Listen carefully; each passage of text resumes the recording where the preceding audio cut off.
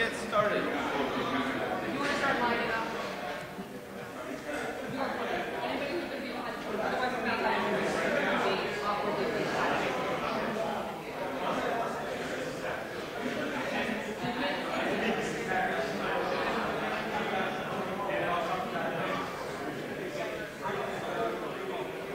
So what did the email say? I didn't get it. Yeah, I'm assuming we should, yeah. Right here. Yeah? Yeah. Yeah? Okay. I think we're being, So we have quite a few people left in there. So I'm going to take a couple steps this way because we probably have about another 10 people who are joining us. And a couple more steps this way, about another 10 people we need to fit here. We need another 2 steps to get, we literally have to fit like 10 people here. So we can use, Oh my gosh. That's a tough job.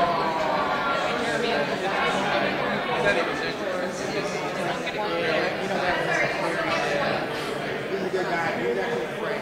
Yeah. The best thing that's come out of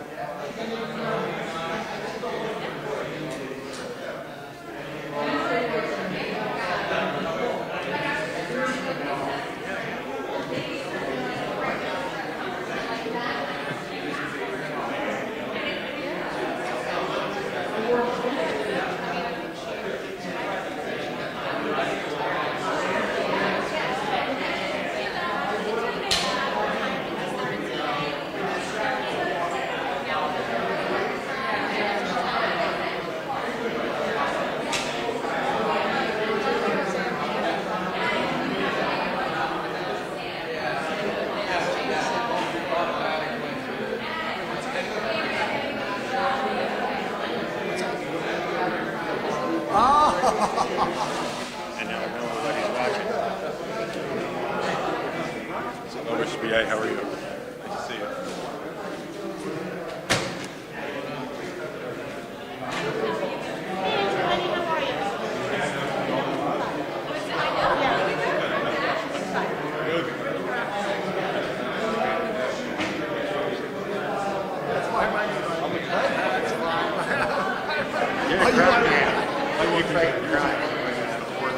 He can't help himself. You don't understand. He cannot help himself. You know that. I know that.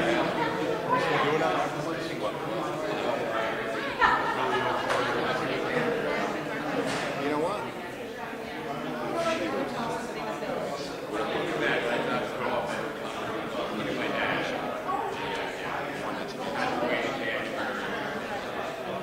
She's in with me. She's in with me.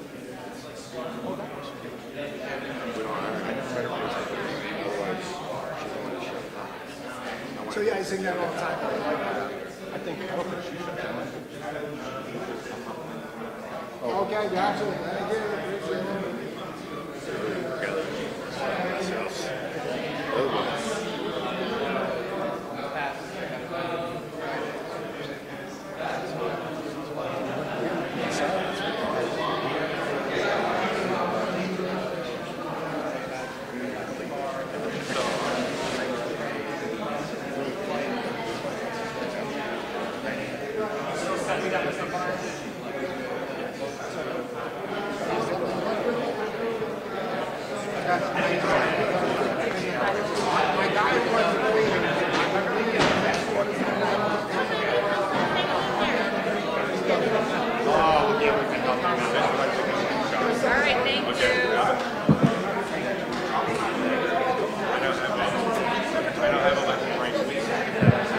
I'm going to speak first. Yeah, I'm the MC and I'm going to turn over to the mayor.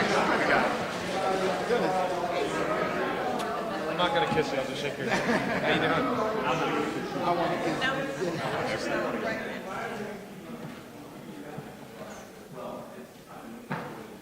Wow, I just come to the podium. Everybody just...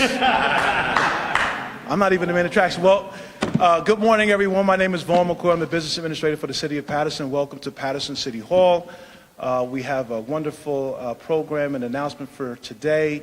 I don't know if you all watched the debates last night, but they spent a lot of time talking about opioids because it is a national issue, and it's not just a law enforcement issue. We believe it's a health issue as well, and a public safety issue. And so we are gratified that the Attorney General is here, the prosecutor is here, the mayor is here to talk about, a program and a grant that will help all of us to deal with some of the issues in our community with regard to opioids. And if you've been living in this planet, I think all of us in some way, shape, or form has been touched by the opioid, epidemic, whether personally, professionally, a family member, a colleague, a coworker, a friend, a neighbor. This thing doesn't discriminate, and we shouldn't either in our approach in how to solve this problem. So I want to thank you all for coming, and I'm going to turn it over to the great mayor of the city of Paterson, Mayor Andre Sayegh. Thank you, Mr. PA. Thank you. So Paterson's fire department is featured on A&E's live rescue program. And a few weeks back, within a 2-hour time frame, under the leadership of our fire chief, Brian McDermott, and our public safety director, Jerry Spezial, on television, Narcan had to be administered 12 times within that 2-hour time span on the program. We have a serious situation, right, Assemblyman, in the city of Paterson, Senator? Very serious situation. And that hit home because that was on live television, demonstrating what we're up against. But the gentleman to my left and the young lady to my right proved that this is something positive for Paterson and that we're not alone. Thank you, Ritzy, coming over from the Congress, Ritzy Morales from the Congressman's office, Congressman Pasquarello. We're not alone in this, and that we, like I stated before, are taking this very seriously as far as our opioid epidemic is concerned. And in the past, we may have been a city of silos, but now we're going to create synergy and align our efforts under this common banner. And we want to thank Kevin Slavin from St. Joe's Hospital for joining us, because he's a part of that synergy to assist in our efforts with this opioid epidemic and creating a rapid response team. So without any further ado, I want to present to you, and we're proud to have you here with us, our Attorney General, Gurbir Grewal. Thank you, sir.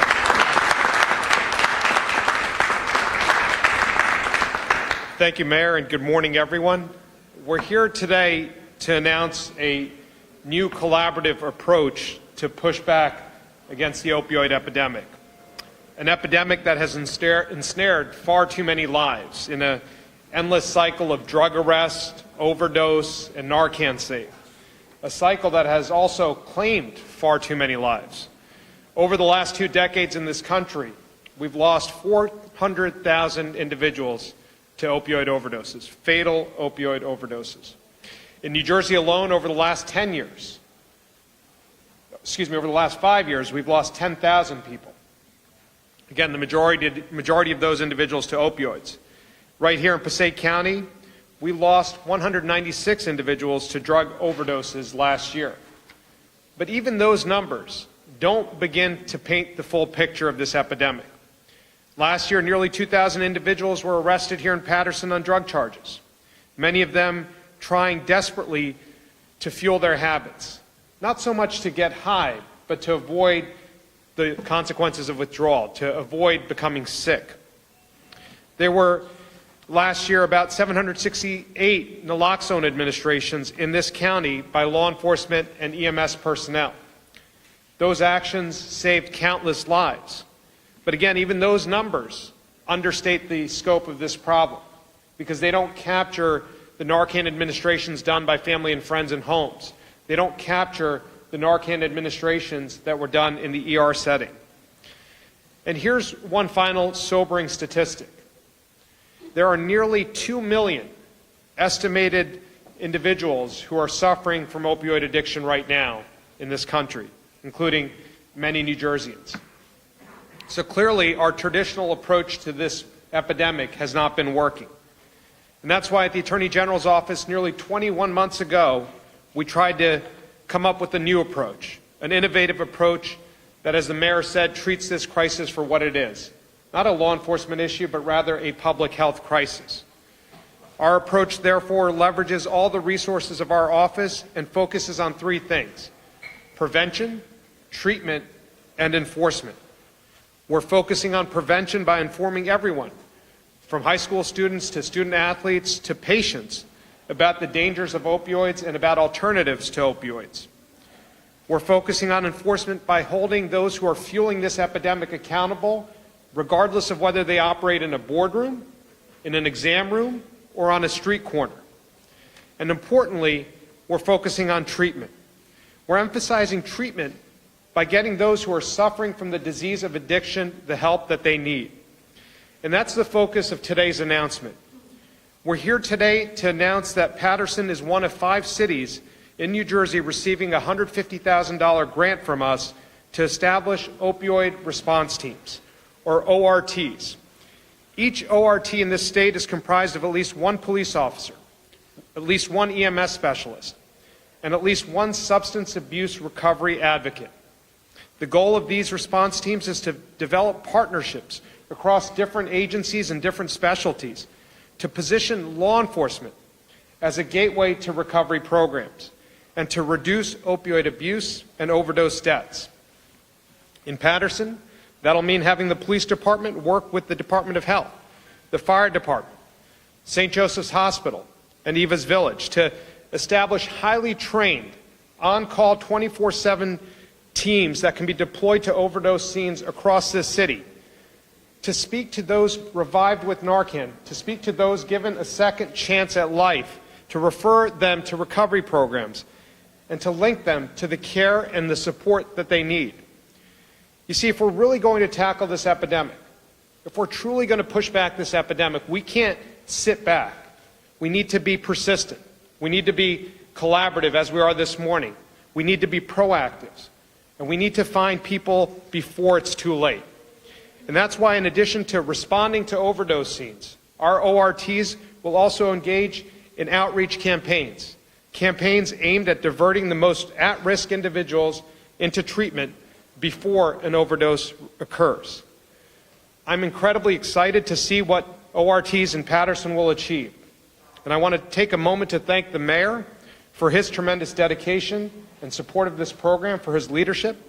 I want to thank Director Spezial and Chief Oswald for their leadership, and our partner in this effort, Prosecutor Valdez, for her leadership, and for working across our silos, for breaking down silos and developing these partnerships to implement new solutions. And I'd be remiss if I didn't thank the Congressman and his office for finding an additional $600,000 to support these efforts in this city. Together, we will make a difference. Together, we will save lives. Together, we will push back this epidemic, not just in Paterson, not just in Passaic, but also in this state. Thank you.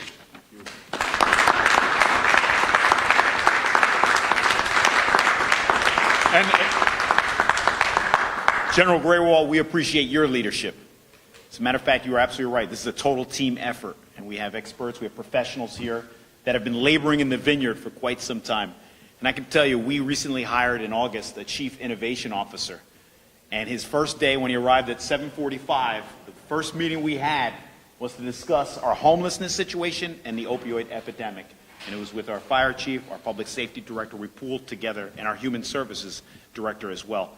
So we are going to launch an initiative known as HOPE, Homelessness Opioid Emergency Initiative. And this is a part of that, because this is something we certainly have to address. We've lost too many lives, right, Benji? Too many.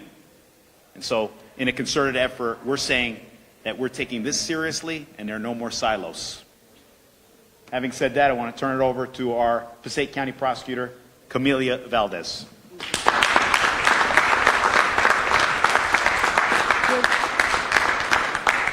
Good morning, everyone. I want to thank all of the partners that are assembled. We have been working collaboratively on this issue and so many of the issues that are affecting Paterson. But I would like to take a moment to acknowledge and thank the Attorney General for his presence here and for his financial commitment. We are working together daily. We share information. We work together. Everything that happens in the city, there is not one partner here that we are not on the phone talking to one another. But the financial commitment that the Attorney General has shown is something that is worthy of recognition. Thank you, General. And we're going to continue having these conversations, not only locally, but with our state partners and our federal partners as well. I know I will be asked that, how are we doing in Paterson? So I want to take a moment to just talk to you about some of the numbers that our office is collecting. Now, the General mentioned some numbers, and that captures EMS personnel as well. I'm only going to speak to you from the law enforcement side. So from January 1st, 2019 to September 16, 2019, we have seen 20 fatal overdose deaths in Paterson. And the good news is that we are down from the same time period in 2018. We had 42 overdose deaths. And while that is good news, as the General mentioned, we should not rest on our laurels. We know that because of our efforts, because of the Narcan deployments, the numbers in terms of fatal overdoses are better, but that doesn't mean that we don't have much work to do. So I wanted to share that number with you, and in terms of deployments for the same time period, we're holding steady at 75.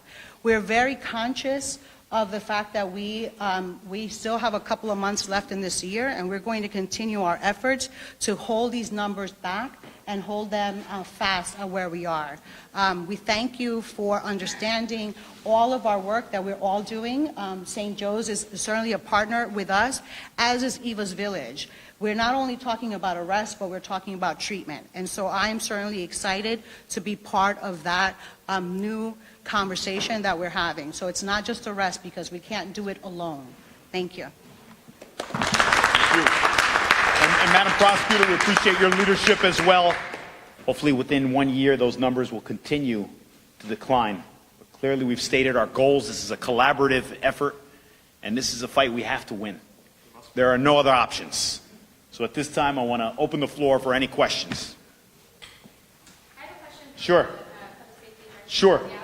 I Direct. saw you sent out an email. I know you do these often, but you sent, I think it was Monday this week, about a crime detail that you sent your police officers out on this past weekend. Yes. And it was just for Friday, Saturday, Sunday. And I don't know if this is typical or not, but I looked at it and it's coming here today. And I was shocked because it said just in those 3 days, you guys recovered, I think it was like almost 1,000 glassines of heroin and almost 1,000 grams, or over 1,000 grams of other drugs. Is that a typical weekend in Paterson? No, that is not a typical weekend. What we are doing is the uptick in violence. We have developed a strategy, and we also have, last night we had more police officers. I'm not going to give up our strategy, but this is continuing every day. We have the support of the New Jersey State Police. We have the support of the county prosecutor. We have the support of the county sheriff's office, and we have our officers that are out there saturating this city. So this is not just done on the weekend. The weekend was just a larger scale operation, but our narcotics, the chief has coordinated many efforts with all of our law enforcement partners, federal, state, and county. What I meant was, like, when you send your officers out on a detail, knowing you're targeting these things, were you expecting to get 1,000 glassines of heroin back? You know, we usually expect to get something. We have narcotics officers out there. What that number may be, it could be more, it could be less. They are out there looking at empirical data and looking at the hot spots and know where to go to continue to quell that, and that's exactly how they're operating. Police officers continue to do that job, and since representatives are here from the state, is there something the state can help you to maybe boost the numbers of cops that are on the street on a daily basis? Just so you know, the state is already helping us. The chief has coordinated these efforts with our state police counterparts, so they will be here. The sheriff has coordinated with us. He will be here with his personnel. The Paterson Police Department is utilizing additional personnel. So we have personnel to be out there in the streets, and it's just a matter of how we are scheduling them to make sure that those resources are out there. The prosecutor has given us personnel. We have the personnel. We have the technology. We're out there doing what we need to do to combat the violence and go after the drugs. If you want me to, I will never have the optimum number of cops unless you give me thousands. So honestly, we have the amount of police officers that we need to fight crime in this city right now, and with our federal, state, and local counterparts, we are able to do that successfully.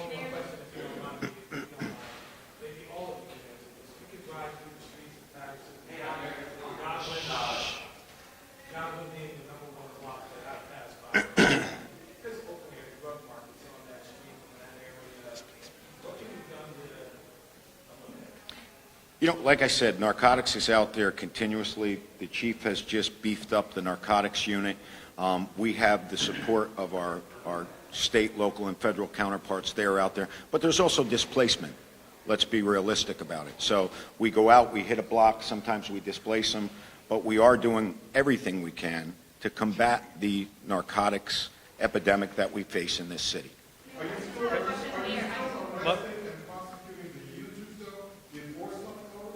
So I'll take both, right? I mentioned prevention, treatment, and enforcement. So on low-level drug offenders who are coming to Paterson and to fuel their habits and like I mentioned earlier, to avoid the symptoms of withdrawal, they're coming not just from Passaic County, they're coming from all over this state. And so what we did last year and we have been doing is our Operation Helping Hand initiative, which is funding a program here in Paterson where we worked with the prosecutor and provided $100,000 to take those low-level offenders at the time of arrest and divert them to treatment. That's how we're focusing on the open-air drug markets, by curtailing the demand, by getting those who are fueling their habits here into treatment. That's one part of it. To answer your question about open-air drug markets, it's not like on TV. Right? This is not like The Wire where people are just walking around and selling drugs in plain sight. This is happening.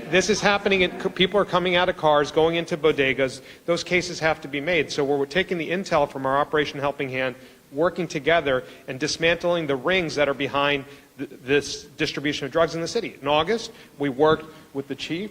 We worked with our federal partners, we worked with the ATF, the DEA, and we took down a blood set here in Paterson and took 25,000, not 1,000, 25,000 glassine envelopes of heroin, plus raw fentanyl and heroin off the streets. So a lot of that is happening in close partnership with the director, the chief, the prosecutor, other law enforcement agencies. So it's an all-hands-on-deck approach. It's prevention. It's the treatment we're talking about today, and the enforcement that we're talking about today as well. Before you get to your question, I do want to dovetail on what the general was saying, what our director was saying. To your question earlier, just to put everything into perspective, and I appreciate the leadership of our police chief, Troy Oswald, and our public safety director, Jerry Spezial. Since taking office in July of 2018, we have confiscated, because it's beyond drugs, there are guns on our streets, we've confiscated 198. So during this weekend, they were able to seize 5 guns from the streets. And our public safety director has estimated that we've confiscated 4,000 pounds of drugs since 2018 of last year. And our fire chief will tell you, as far as the opioid epidemic is concerned, since January of this year, we have administered Narcan 218 times. And I told you within that time frame at the live rescue program, it was 12 times. So you can see how much of an epidemic this is for us in the city. I'm sorry. Thanks for being so patient. Oh, I'm sorry. Anthony Johnson, 1 second. Police officers. No. Police officers. We have budgeted for the police officers. It's just a matter of finding qualified candidates on the civil service list. So to his credit, the director has gone to the state and made the case that we need a new list. I met with our... Please. Just so you understand what we're dealing with, we had 150 applicants. Out of those 150 applicants, 56 showed up. Out of those 56, 18 came back. Out of those 18, we have to start backgrounds. You know what we're going to end up with? We're at the end of a 3-year list. So what we did is we had our assembly people have met with the commissioner of civil service, came up, we sat down. We are hoping to get the Paterson list early so that we get a brand new list and we're able to stagger academies and get 100 police officers at one shot and infuse it into the city of Paterson. That's what our plan is. Thank you, Director. And don't forget, we lost 7 officers who disgraced the uniform as well due to self-policing. So, Mayor, I have a question. Yeah, you waited so patiently. I'm so sorry. Not that I don't watch Channel 2. I do like Channel 2. Okay, great. So my question is about violent crimes and the Right, update in that. right. Can we talk today about how what you're saying about the opioid issue here in Paterson is related We believe that there is a correlation, obviously, because, and I can't say definitively because correlation doesn't always imply causation, but yes, there are drug-infested areas, like the director said. There are hotspots. We're focused on those hotspots. The business administrator and I authorized a special operation group this weekend. It was very successful, and there's going to be more to come. So we're trying to draw in all of our partners on the federal, state, county level. But is it enough? I know this weekend, there were 30 arrests Right. made, and with this, crisis here, is it enough? We have a lot of work to do. We're doing, and we're taking this very seriously. We have 76 days left in this year. Not that we're counting, but we've got to make sure that the citizens of Paterson are safe. That's our top priority. But, I read you had said that the special operations group that you have created, the problem is that it's in areas where maybe these crimes are not occurring. So is it really working? Yeah, actually what happened was, it was August 6th right here, we announced that we were going to do more hotspot policing in these areas where we saw the violent crime. But what happened was, you talked about displacement, the crime started occurring in different areas at different hours.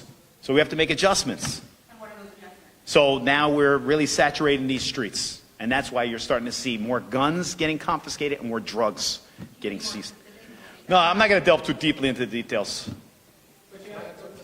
I'm sorry, General. Just to add, do you want to finish your question, then I'll answer? Yeah, but just dovetailing to what we were talking about with the opioid epidemic, dealing with violent crime is not a law enforcement issue alone. Certainly we play a huge part in patrolling the streets and ensuring public safety and prosecuting those who we apprehend and holding them accountable. The same approach that I talked about, prevention, treatment, and enforcement, a public health approach, is the approach that we need to apply to gun violence as well. So we put out money, notice of available funds for hospitals to start hospital-based violence interruption programs, because we know someone who comes in with a gunshot wound is likely to retaliate and maybe victimize somebody else or maybe be the next fatality. So we have to have a whole of government approach, a whole collaborative approach to gun violence, the same way we're here today talking about public health issues such as the opioid crisis. And we put out, I believe, $20 million for hospitals to apply for these types of programs. We've also put out tens of millions of dollars for community-based violence interruption programs where folks in the community can help us put kids into a different track, to give them coping mechanisms so they don't resort to violence. So it's an all-hands-on-deck approach that requires law enforcement to go outside their comfort zones, as we have been doing, to partner with hospitals, to partner with community stakeholders, and to make sure we get to the root causes of the violence as well. General, on Monday night, you had 3 14-year-olds that were shot. You had a 13-year-old that was killed a few weeks ago. Yep. Is it working? Is it enough? Is the group, the special operations group, enough? Because we just had 3 14-year-olds that were shot on Monday night. What I'm saying is that we need to rethink the way we're attacking this issue, and that's why, in addition to what these brave men and women are doing here in Paterson on the streets to respond to those incidents, to investigate them and hold people accountable, we need to get to the root causes, which is what we're doing as well, is to get to those 13 or 14 or 15-year-olds who might be engaged in this type of conduct or might have access to weapons, to give them a different path. And that's going to require hospitals to work with us. It's going to require programs like Ceasefire here in Paterson. It's going to require the clergy and everyone to come together to figure out how we're going to disrupt cycles of violence. And, we just had an incredible meeting last week with the State Chiefs Association on adverse childhood experiences. Hurt people hurt people. That's right. Hurt people hurt people. And so we need to get to those individuals who are hurting before they hurt people. And that's part of our approach. Last question, Attorney General. Have you seen a link? I know the mayor touched on this, between opioids and violent crime. Certainly. A little bit more specific. Certainly. I mean, a lot of violence that we're seeing in our major cities is violence linked to the drug trade, and it's violence linked over drug territories, and certainly it is part of it. Anthony, sorry, I know you've been waiting patiently. Hold on. So we can't police all our problems away. We got to, we got to fix families, because these are youngsters here, and they're being attracted. Some youngsters here, they're getting attracted to certain lifestyle.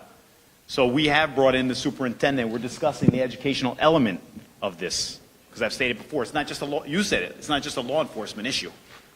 Anthony, I'm sorry, you've been patient.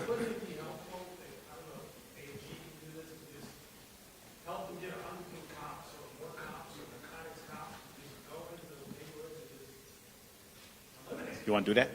And that's what we're doing, Anthony. No, but But what we're doing is the chief and the director have spoken to the colonel of state police, and we're providing that force multiplier as we have done in other cities in this state. So that's being done. That operation that I talked about in August, where we worked with the chief and we worked with our county partners, that was a collaboration with our Division of Criminal Justice. So those partnerships and those collaborations are helping, and certainly we're surging and helping surge when violence peaks. And that's something that we've done in Trenton, that's something that we've done in Paterson, and whenever that need arises, our state police always steps up to help our local partners. You mentioned One or that two these more teams, questions, and then we need to wrap it up. these response teams have 3 people on them, right? At least. So there's a police officer, an EMS, and a...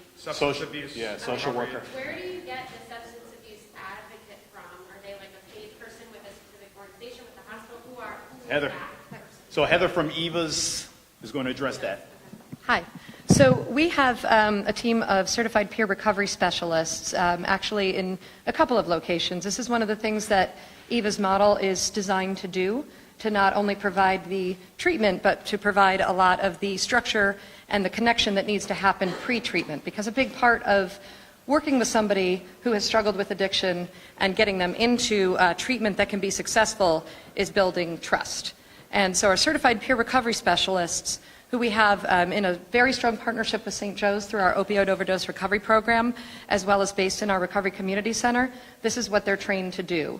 So we are, and they have lived experience, so they can connect with the person who is in the grips of that addiction, work with them, show them that there is a possibility for treatment and long-term recovery. So we are working closely with the city to see how we can partner on this initiative with this opioid response team to provide that resource. How many of these people are you going to have available? I mean, you guys said, what, like 12 or 13 Narcan deployments in, I don't know how long now? 2 hours. In 2 hours. So, I mean, you're going to have what, 12 people, Well, 24 hours a day? I mean, this is we're working on fleshing out the details of exactly how this will be structured, but this is something we're familiar with.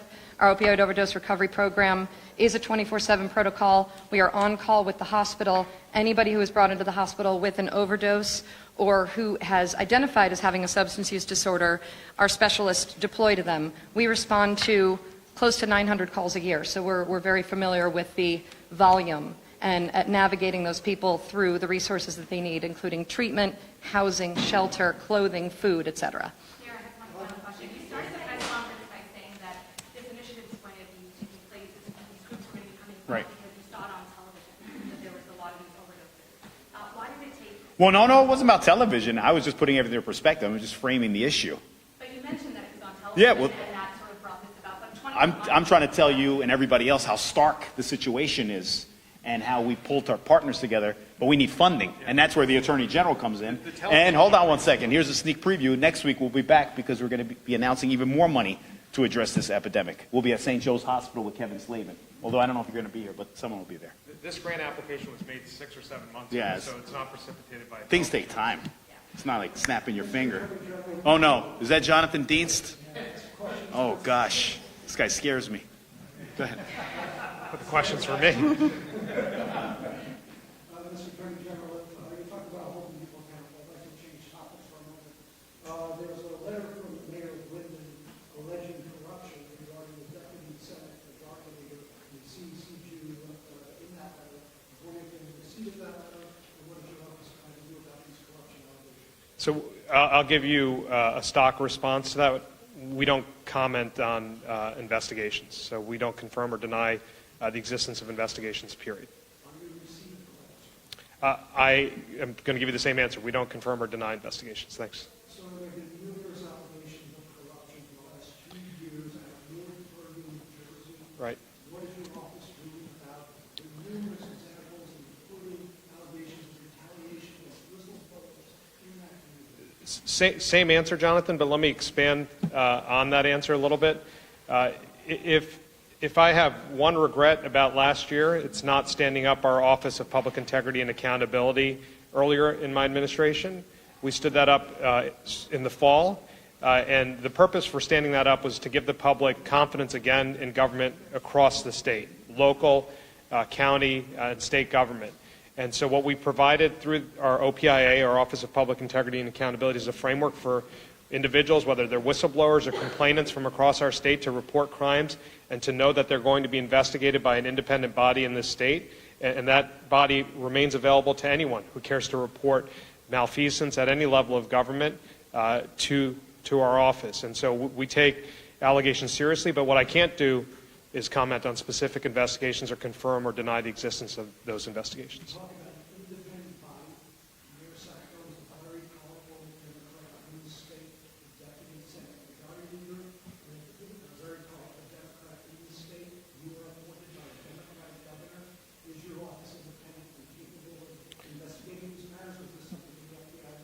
So again, without talking about specific matters, which I'm not going to confirm or deny the existence of any investigation, my point in laying out what we've established in the Office of Public Integrity and Accountability is, in fact, is the fact that there is an independent body in the state to investigate these types of allegations. Again, not talking about a specific case, but general allegations of malfeasance or public corruption. And while I am appointed by the governor, I'm constitutionally independent. I think that should give anyone in the state who wishes to report criminal activity involving public officials the confidence to know that we will run out each and every allegation and follow the evidence wherever it leads, regardless to whomever it leads. Mike, do you have more questions? In Newark, there was oil spilled up after 3 miles, apparently causing some chaos with the Navy. Brian Thompson wants to know, is your environmental crime squad part of that investigation out? I heard that news on the way here, so I have not had an opportunity to follow up with our office, and we'll follow up with Brian or you offline to give you more information. Thank you. We have one last question right here. There's a report of some of the top drug distributors in this country are reaching a settlement with some of these states. Is New Jersey part of that? We're talking about $18 billion. McKesson, AmerisourceBergen, and Cargill. So again, there are negotiations that have been going on in Ohio through the multi-state litigation that's been happening out there. We've been involved and are parties to those negotiations. I can't share with you the specifics of those conversations. We have sued a number of manufacturers on behalf of this state for fueling the crisis that we're talking about today. And as I said before, with respect to the Purdue settlement, quote unquote, that's out there, and that's one I'll speak about because some of those details are out there. We are not comfortable with any settlement, whether it's with a manufacturer or a distributor, that does not sufficiently hold those wrongdoers accountable, that does not hit them in their pocketbook and disgorge those ill-gotten gains. We're not comfortable with any settlement that does not fuel treatment options like the ones we're here discussing. So, you know, the director had a long tenure with the DEA. The prosecutor and I were federal prosecutors. When we went after drug dealers who operate on street corners, we went after their cars, we went after their houses, we disgorged their ill-gotten gains, and the Sackler should be no different than those street drug dealers and treated no differently. And so that's what we owe to the people in New Jersey who are suffering from this, and that's what we're going to do to hold everyone accountable who's fueled this epidemic. So the Purdue settlement not to your liking? I mean, I don't think I can be more clear. The Purdue settlement that's been out there and discussed is not something that New Jersey is comfortable with at this point. But we continue to have conversations with those that we're in litigation with, but I can't share those details. Thank you, everybody. Lisa and I are around if you have other questions. Thank you. I want to thank our Attorney General, prosecutor, all of our partners. We're ready to hit the ground running. Thank you, Anthony. What's the $150,000?